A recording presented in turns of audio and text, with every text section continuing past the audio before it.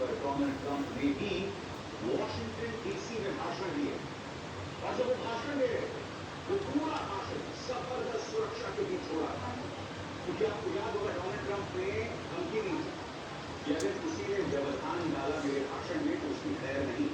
मगर जनता फिर भी सड़कों पर उतरी। आपने डैलस का नजारा देखा, इंतजार कीजिए, मैं आपको बताऊंगा डोनाल्ड ट्रंप ने खुद ने क्या कहा। मगर एक ही करके तस्वीर दोस्तों अब मैं आपको दिखा रहा हूं शिकागो के अंदर no kings protest, no kings विरोध। क्या मतलब इस नो किंग्स प्रोटेस्ट?